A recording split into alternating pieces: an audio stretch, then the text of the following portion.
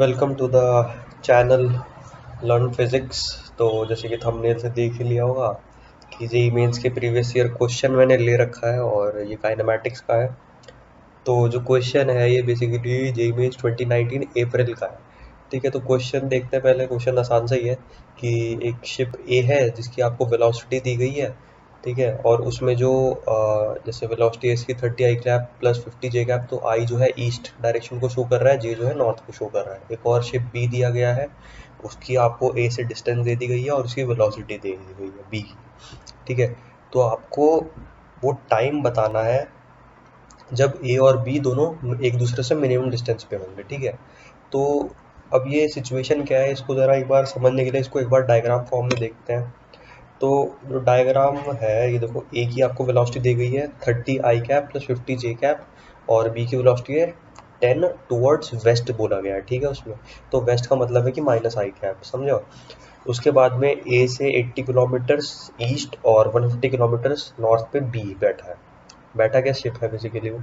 ठीक है, तो अब आपको इसको सॉल्व करना है। तो सॉल्व करने के लिए जो इसमें अप्रोच का इस्तेमाल है ना, अप्रोच मैंने ऐसे करी है कि रिलेटिव से इसको सॉल्व करा है। तो रिलेटिव से सॉल्व करने के लिए मैं क्या करूँगा, मैं बी पे जाके बैठ जाऊँगा। ठीक है, तो देखो मैं बी पे चढ़ के अगर मैं बैठ जाऊँ, अब मेरा मेन काम इसमें ये है कि मैं ए की वेलोसिटी निकालूं विद रिस्पेक्ट टू बी। ठीक है, तो मुझे वी ए बी फाइंड करना है। फिर उसका सिंपल रिलेटिव का formula V A minus V B.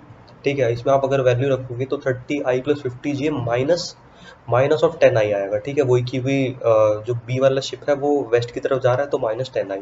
तो आपने अब वी ए बी निकाल लिया जो कि आया 40 आई प्लस 50 जे। ठीक है, अब दूसरा काम ये है कि अब ये जो है इस तरफ जाएगा 40 आई प्लस 50 जे, ये जो भी डायरेक्शन है ये थीटा एंगल बना रही है ईस्ट के साथ में, तो मैं टेन थीटा भी निकाल सकता हूँ। तो टेन थीटा निकालने के लिए मैं वेलोसिटी का Y component divided by velocity का एक्स कॉम्पोनेंट। ठीक है, तो ये हो गया 50/40 यानी 5/4 सिंपल। तो मुझे डायरेक्शन भी पता चल गई इसकी।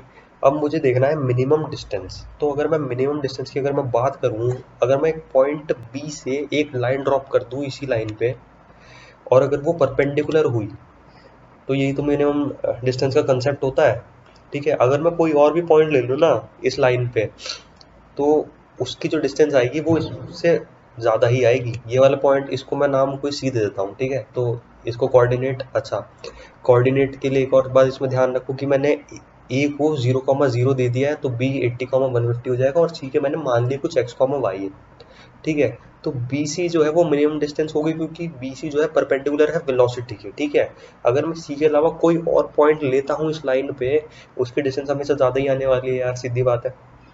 ठीक है, तो अब मुझे सी फाइंड करना है, बेसिक मेरा टास्क ये है। तो सी फाइंड करने के लिए ना यार मैं क्या करता हूँ, सबसे पहले बी सी वैक्टर देखता हूँ क्या है। बी तो बी सी वैक्टर वही है सीधा, एक्स माइनस 80 आई कैप प्लस वाई माइनस 150 जे कैप।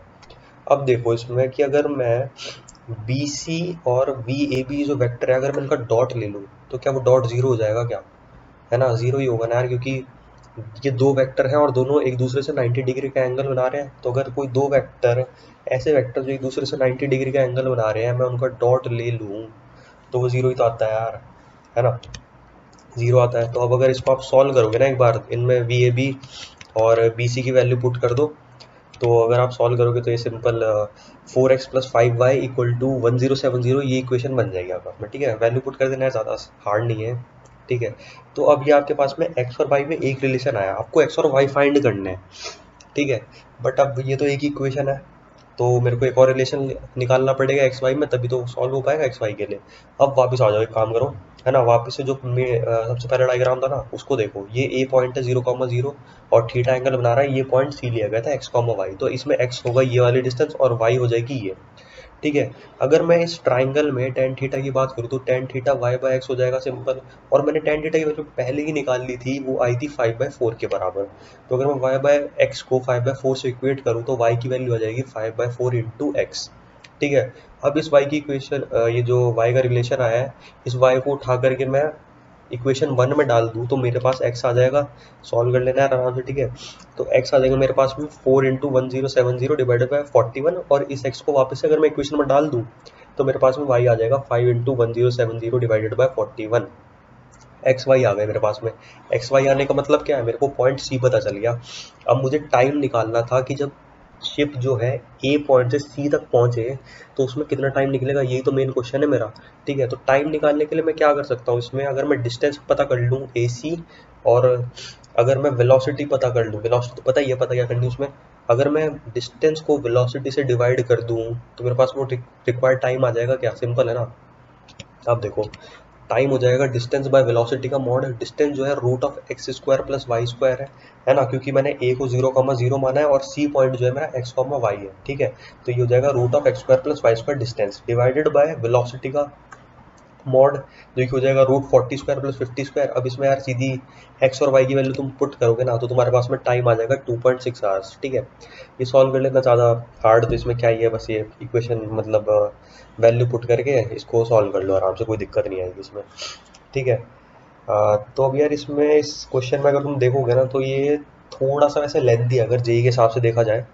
ठीक है, तो इसमें रिकमेंडेड ये है कि अगर जैसे आप पेपर है ना, मैंने पहले भी बता रखा है, पेपर को साइकिल्स में सॉल्व करा करो हमेशा, एक तो है ना, ऐसे नहीं कि पूरा की पूरा पेपर एक ही बार में पूरा सॉल्व किए जा रहे हैं। ठीक है, पहले एक साइकिल में सॉल्व करो, एक साइकिल में आपको केवल वो क्वेश्चन सॉल्व करने हैं पेपर के जो आपको आते हैं। ठीक है, जो आप देखते ही कह सकते हो यार ये मेरा हो जाएगा और इसमें ज़्यादा टाइम भी नहीं लगेगा। ठीक है, पहले उनको सॉल्व करो, फिर आप दूसरी तीसरी साइकिल में जब आप वापस आओगे ना, तब ऐसे क्वेश्चन को सॉल्व करना, क्योंकि थोड़ा सा टाइम कंज्यूमिंग है ये।